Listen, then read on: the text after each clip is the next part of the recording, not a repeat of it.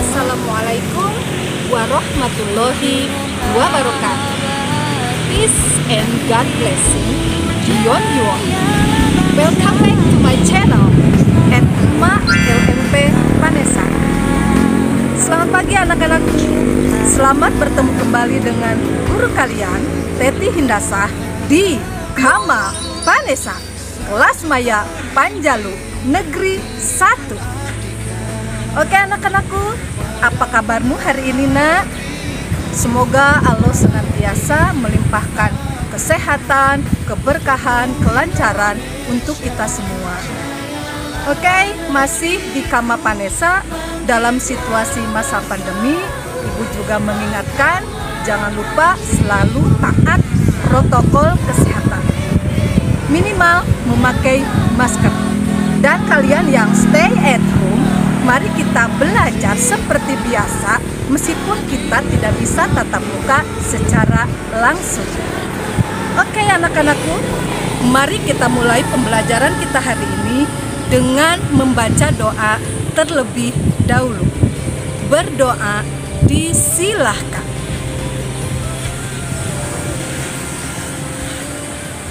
Berdoa dapat diakhiri.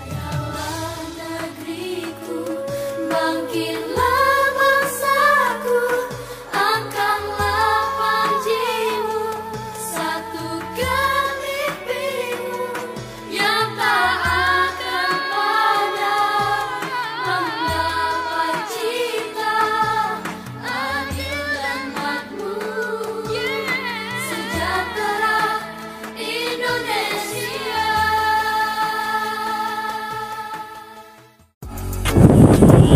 Baiklah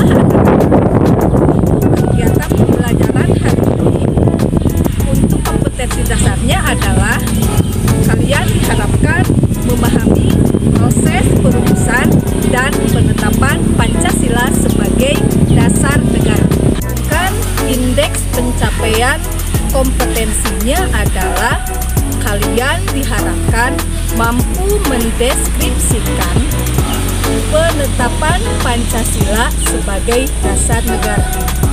Adapun tujuan pembelajaran hari ini, kalian diharapkan mampu untuk memahami sejarah penetapan Pancasila sebagai dasar negara. Nah, anak-anakku, sebelum ke materi inti, Ibu memberikan sebuah pertanyaan untuk kalian yang bisa kalian cari di berbagai sumber pembelajaran. Nah, Silahkan kalian jawab di rumah ya. Kapan ya penetapan Pancasila sebagai dasar negara itu terjadi? Oke, anak-anakku, di materi ini mari kita belajar bersama. Kalian bisa sama-sama belajar di rumah dari apa yang Ibu jelaskan hari ini. Nah, sesuai dengan tujuan pembelajaran hari ini, bahwa sejarah proses penetapan Pancasila sebagai dasar negara diawali dengan berbagai momentum sejarah yang terjadi di kehidupan bangsa Indonesia dan dunia internasional. Nah, anak-anakku, dari tanggal 6 Agustus 1945, Hiroshima mengalami yang namanya pengeboman oleh negara Amerika atau the United States of America. Dan pada tanggal 7 Agustus 1945, Jepang membubarkan BPUPKI. Nah, kemudian pada tanggal 9 Agustus 1945, Nagasaki dibom atom oleh Amerika Serikat.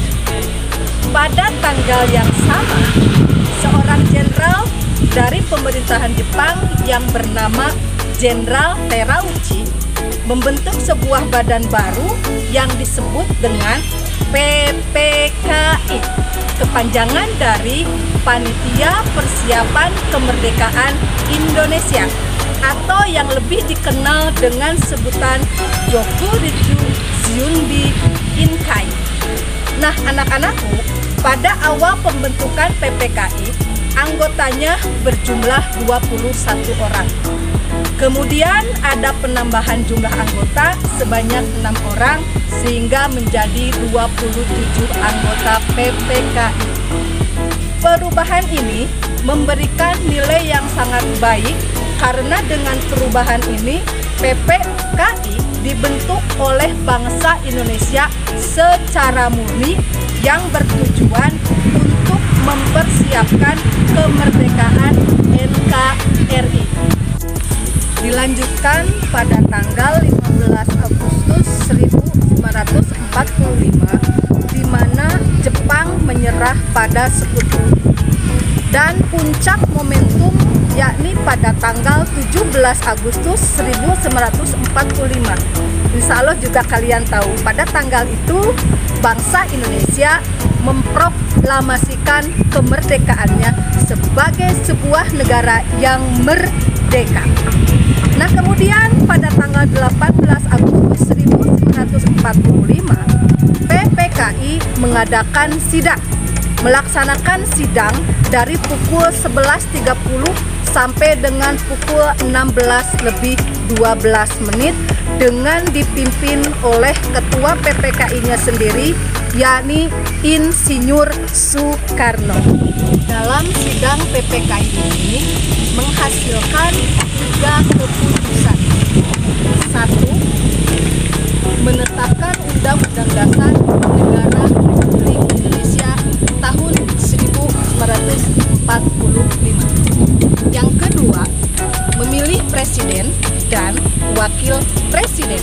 Sedangkan keputusan yang ketiga adalah membentuk sebuah komite nasional yang tugasnya adalah untuk membantu presiden yang disebut dengan KNIP, Komite Nasional Indonesia Pusat.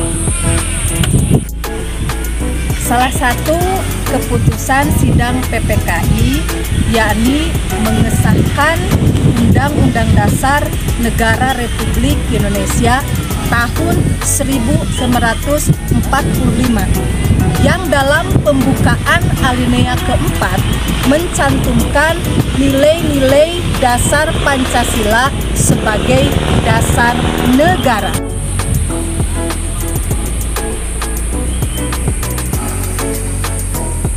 Perubahan penting pada sidang PPKI yaitu perubahan rumusan dasar negara yang disepakati pada Piagam Jakarta, yakni 7 kata setelah sila yang pertama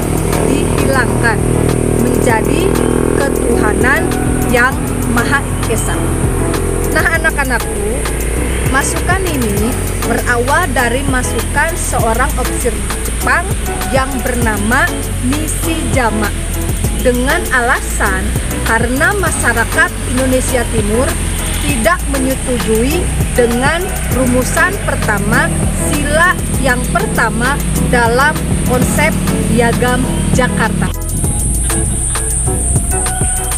Nah, anak-anakku, rumusan Pancasila atau dasar negara yang ditetapkan oleh PPKI tertuang dalam pembukaan atau preambul Undang-Undang Dasar Negara Republik Indonesia tahun 1945 yang isinya adalah Pancasila. 1. Ketuhanan yang Maha Esa. 2. Kemanusiaan yang adil dan beradab. 3. Persatuan Indonesia. 4. Kerakyatan yang dipimpin oleh hikmat kebijaksanaan dalam permusyawaratan perwakilan. 5. Keadilan sosial bagi seluruh rakyat Indonesia. Nah, anak-anakku, dengan disahkannya Undang-Undang Dasar Negara Republik Indonesia tahun 1945 berarti secara otomatis pada tanggal 18 Agustus 1945 ditetapkan Pancasila sebagai dasar negara. Untuk memudahkan kalian memahami materi yang Ibu jelaskan, berikut ini Ibu sajikan bahan ajarnya.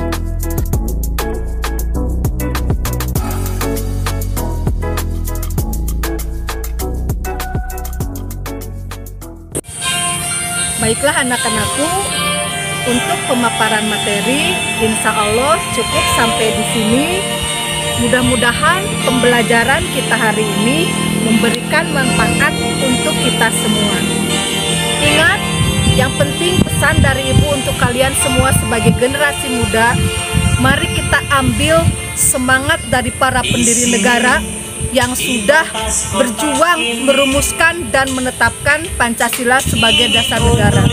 Semoga kita menjadi pribadi yang selalu siap untuk berjuang untuk diri kita sendiri, masyarakat, bangsa dan negara, juga untuk dunia internasional. Terima kasih atas perhatiannya. Mari kita bertemu di pertemuan yang akan datang. Jangan lupa hashtag pesan Ibu, stay safe, stay healthy. Wassalamualaikum warahmatullahi wabarakatuh. Aku menghalau